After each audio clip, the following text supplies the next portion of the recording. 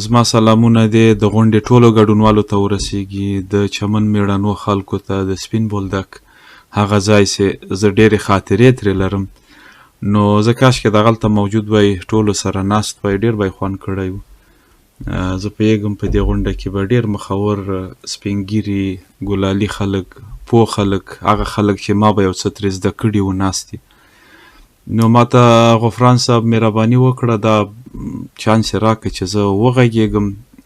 نو اول خو به دا وایم چې مبارکه دي، دا کلیزه د ټولو ته مبارکه وي، خپله سمیع الله غفران ته دې مبارک وي. یو ډېر نیک انسان ده، ډېر ګلالی انسان ده غفران صاحب. له کله راهیسې چې ورسره اشنا سوی یم، فعالیتونه یې بیخي د چا پام ځان ته اړوي. ډېر فعالیت یې کړی، ډېر کار یې دغلته کړی.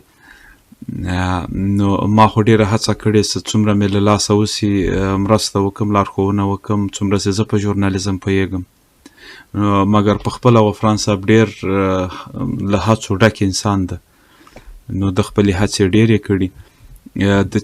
فکر نه کوم په چمن کې به داسې کومه مهمه کیسه پاتې وي، مهمه غونډه به پاتې، یا داسې یو کس چې په خلکو ګران یا د ادب او د قلم څښتني چې د ورسره مرکه نه یې کړي، د په دې موضوعاتو کار نه یې کړی. نو کافي په ډېرو شیانو باندې کار کړی. او ننویسل یو ډېر ښکلی چینل ده، یو ډېر له معلوماتو ډک چینل ده. بل مهمه دا ده چې سمه ده کېدای شي ځینې معیارونه د ژورنالیزم څه په هغه کې د یو شي ننګولي، د یو موضوع یا د یو کس ننګولي پکې دا شیان پکې نه وي ډېر.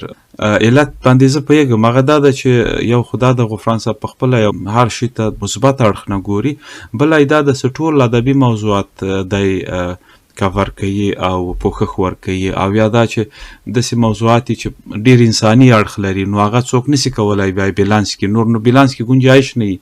یو څوک مثلا مظلوم واقع سوي، مظلوم ده، نو ته چې د یو مظلوم په اړه ریپورټ ورکوي، نور هغه نه بیلانس کېږي. نو په څه شی بیلانس کړي؟ داسې مسایل به وي. نو د ننویسل له لارې زما په ګډون ډېر خلک د چمن په اړه، د خلکو په اړه، د ډېرو محترمو کسانو په اړه، د لیکوالو په اړه، د پیښو په اړه خبر سوي. زه خپله شخصا غفران صاحب ته بیا هم مبارکي وایم.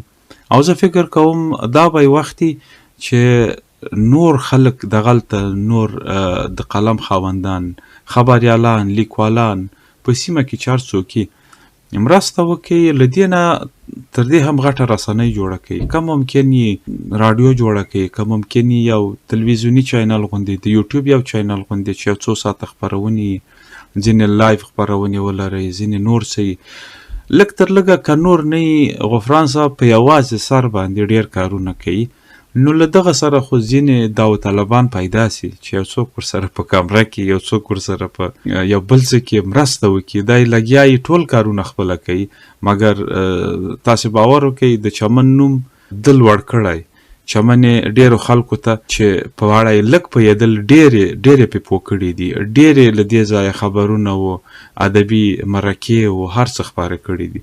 نو زما غوښتنه به په دې غونډه کې له ګډونوالو دا وي چې که ممکن یې مرسته ورسره وکړئ او لاس یې وکړئ. پوټنشیال شته دغلته د غفران صاحب په ګډون. زه پوهېږم ډېر نور ځوانان به ډېر له تجربې ډک خلک به، نو لاس سره یو کوي، دا رسنۍ غټه کوي. زه ډاډه یم چې له دې به ډېر خلک برخمن سي او ښه ژورنالیزم به تولید سي.